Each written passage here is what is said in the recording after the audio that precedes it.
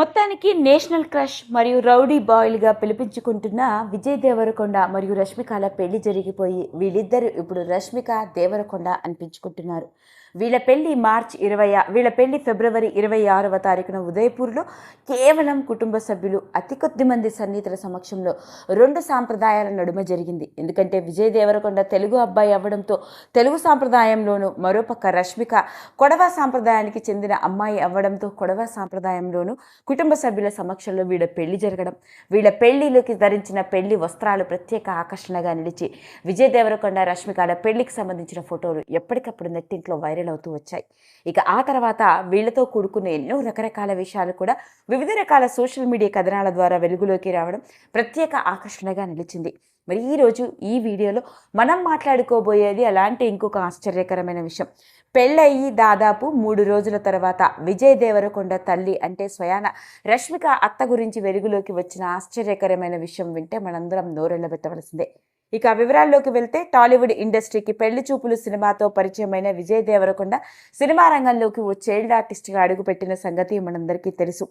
స్వచ్ఛమైన తెలంగాణలో పుట్టి పెరిగిన విజయ్ దేవరకొండ వెలమ కుటుంబానికి చెందిన అబ్బాయి. ఇక్కడ తండ్రి పేరు దేవరకొండ గోవర్ధన్ రావు, తల్లి పేరు మాధవి రంగినేని. ఇక విజయ్ దేవరకొండ తల్లి గురించి కనుక మాట్లాడుకున్నట్లయితే ఈవిడ మామూలు బ్యాక్గ్రౌండ్ నుంచి వచ్చిన వ్యక్తి కాదండి. ఈవిడ తాత మరియు తల్లిదండ్రులు జమీందారీ కుటుంబానికి చెందిన వాళ్ళు. అవునండి, వినడానికి ఆశ్చర్యంగా ఉంది, కానీ 1950లోనే మహబూబ్ నగర్లోని కొల్లాపూర్ సంస్థానంలోని దాదాపు 7 గ్రామాలకి మాధవి రంగినేని తాతగారు జమీందారుగా వ్యవహరించేవారు. ఇక మాధవి రంగినేని తల్లిదండ్రుల గురించి మాట్లాడుకున్నట్లయితే ఈమె తండ్రి పేరు గోపాలరావు రంగినేని మరియు తల్లి పేరు ప్రమీలా రంగినేని. ఆ రోజుల్లోనే బాగా చదువుకున్న ప్రముఖ వ్యక్తిగా, ముఖ్యంగా హైదరాబాద్లోని నిజాం ప్రభుత్వంతో మంచి సత్సంబంధాలు కలిగిన ఓ ప్రముఖ వ్యక్తిగా, జమీందారుగా మాధవి రంగినేని తండ్రి అయిన గోపాలరావు రంగినేని గారికి బాగా గుర్తింపు. ఆ రోజుల్లో ఇతడు ప్రముఖ వ్యక్తిగా ఊర్లు ఈయనకి చాలా గౌరవ మర్యాదలు అందిస్తూ ఉండేవరట.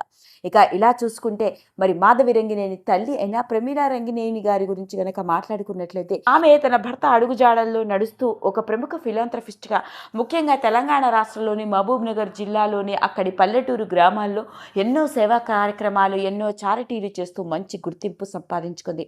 అలా మొత్తానికి విజయ్ దేవరకొండ తల్లి అయిన మాధవి రంగినేని గారి తల్లిదండ్రులు ఇద్దరు ప్రముఖ జమీందారులుగా మహబూబ్ నగర్ జిల్లాలో కీర్తి ప్రతిష్టలు గడించిన వ్యక్తులు. ఆ కుటుంబం నుంచి వచ్చిన ప్రమీలా రంగినేని ఆ తర్వాత గోవర్ధన్ దేవరకొండని పెళ్లి చేసుకుని హైదరాబాద్లో సెటిల్ అయ్యారు. అయితే పెళ్లైన తొలినాళ్లలో ఈవిడ కూడా స్కూల్లో టీచర్గా పనిచేయడం, అంతేకాదు సొంతంగా ఒక స్కూల్ను కూడా పెట్టి పిల్లలకి స్పీకింగ్ స్కిల్స్లోను, పర్సనాలిటీ డెవలప్మెంట్లోను ట్రైనింగ్ ఇస్తూ వచ్చిందట.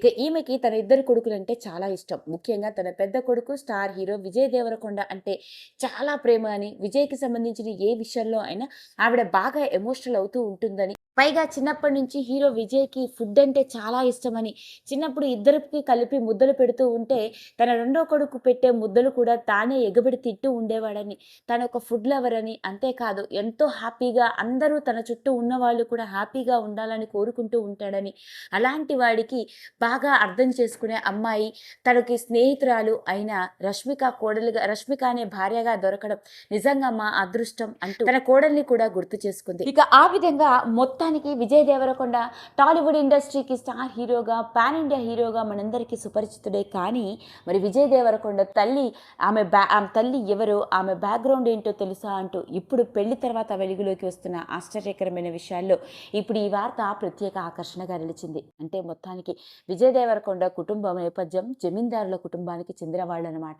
ఎన్నో రకరకాల విషయాలు వెలుగులోకి వస్తున్న నేపథ్యంలోనే రీసెంట్గా వెలుగులోకి వచ్చిన విషయం.